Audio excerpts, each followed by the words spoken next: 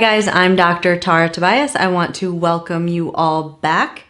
In today's home exercise tutorial, we are going to go over the proper way to stand up from a chair if you have hemiplegia or any kind of weakness on one side of your body. And yes, there is a proper way to stand up from a chair if you want to facilitate or give the best opportunity to regain normal movement patterns.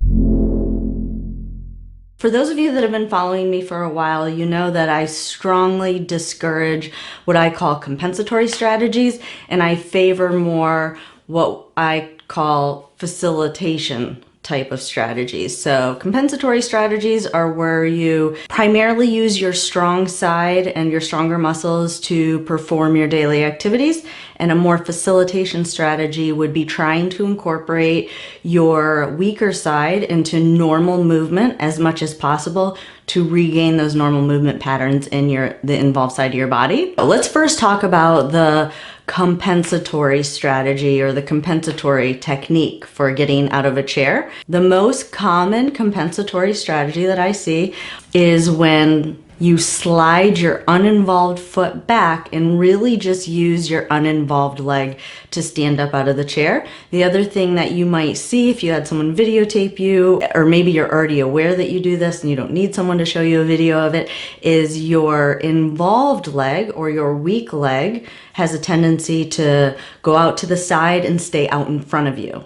So why does this happen? One reason is for those that don't have great midline orientation, their body is already kind of centered over their uninvolved leg. So it's just more natural to pull that foot back more because your brain kind of already knows that you're going to be using that leg more. So that's for those that don't know, their brain doesn't really know where midline is.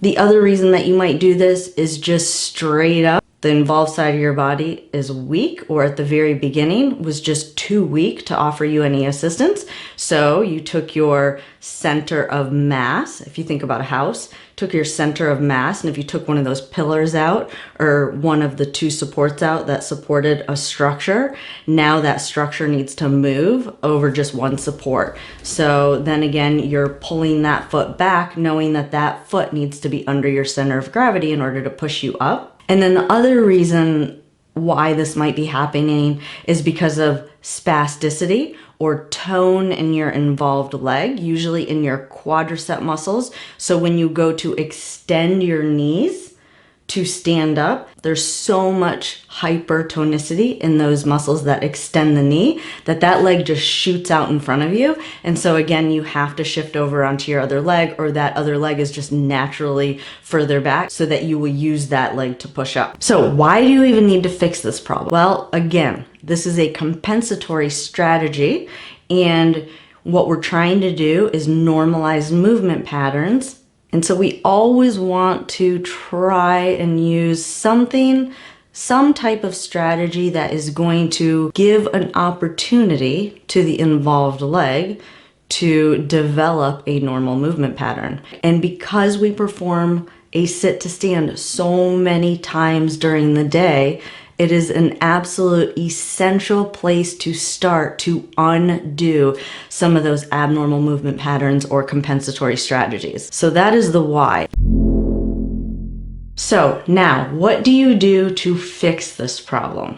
Well, you have to relearn, and it takes a lot of practice and a lot of repetitions, because again, this is probably just your new normal and has become your habit at this point, especially if you're a year or 2 years out after your stroke. But the way you fix this is you just improve your stance control on that leg, or improve your confidence on the involved leg. The first step is learning how to trust that leg while you are loading it, or while it's supporting your body weight, and while you're actively involving the quadriceps and the glutes and all the muscles that are required to stand you up or to lift your body weight from that position. So step one would be to work it in reverse. So going from sitting to standing is extremely difficult if these muscles are not working together and working properly. So you're going to start by doing like a stand to sit. So I call it like a partial squat. So that is step one, is to work it in reverse. Now, If you are someone who your foot rolls out to the side, or you notice that when you do this little partial squat, so we're gonna go from standing, we're gonna sit kind of a quarter of the way down and then stand back up. So we're working just a little bit of that range.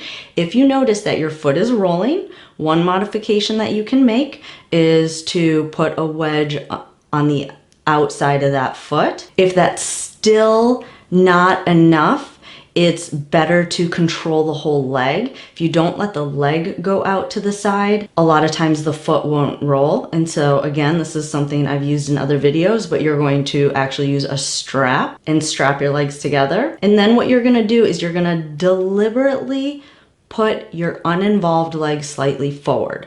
Because remember, that's just the opposite of what you have been doing when you've been doing this compensatory strategy. So you're going to put your uninvolved leg slightly forward and use whatever modifications you can use to make sure your leg stays nice and vertical.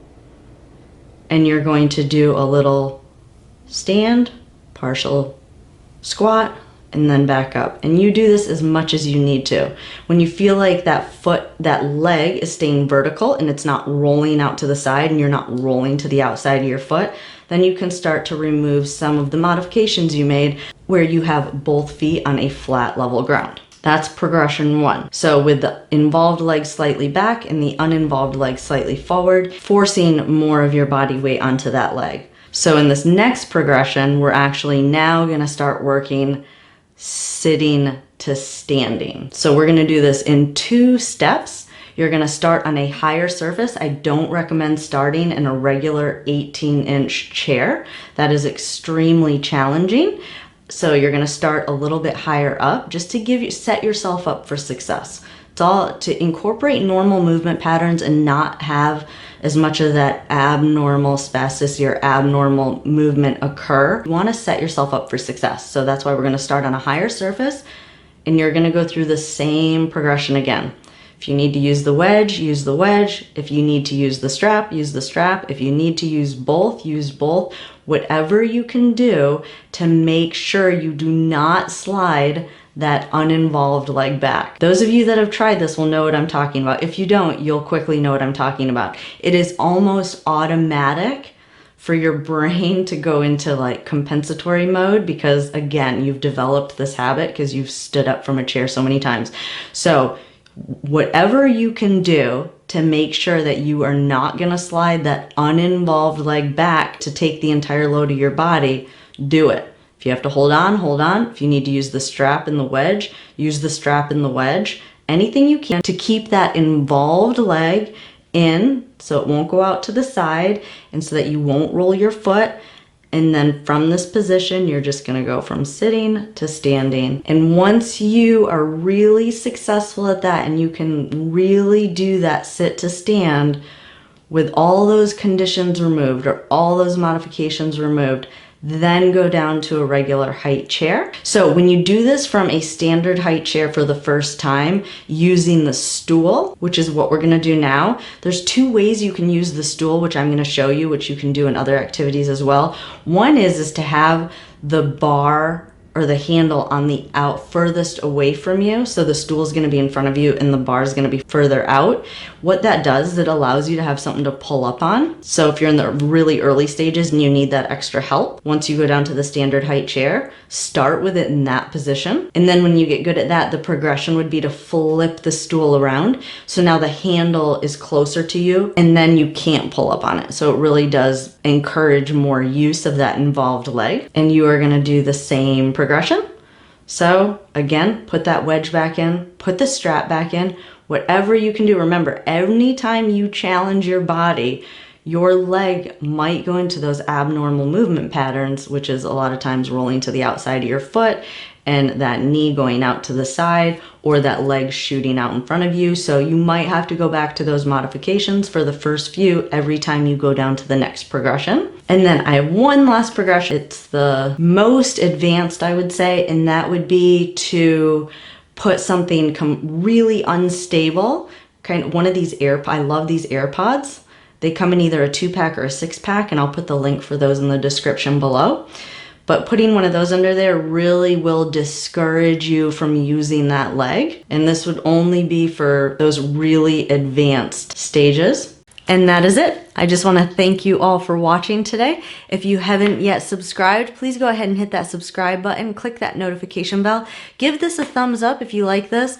As always, leave comments. I love your comments. I love answering your questions. It really helps me to make future videos even better, or make sure I incorporate certain topics into future videos. And before we finish up today, I just want to take a moment to pause and give you all an opportunity to congratulate yourselves. Think of one thing that you did this week that you're really proud of and how that accomplishment made you feel. And then use that to motivate you to come up with a new goal or a new challenge for next week. If you haven't joined my Facebook group, go ahead and click the link below. And that's where we really all encourage each other to share your wins. And I'm there to kind of help offer you support and help answer your questions. So make sure you ask to join that group. Make sure you answer the questions. I don't approve any of the requests unless you've answered the questions. Sign up for my newsletter. That link will also be in the description below. I send out email every week or every 2 weeks just with tips on how to stay motivated and how to maintain the right mindset to achieve your goals. And that is it. That's all I have for today. I want to thank you all for watching. And until next time, you all have a great day.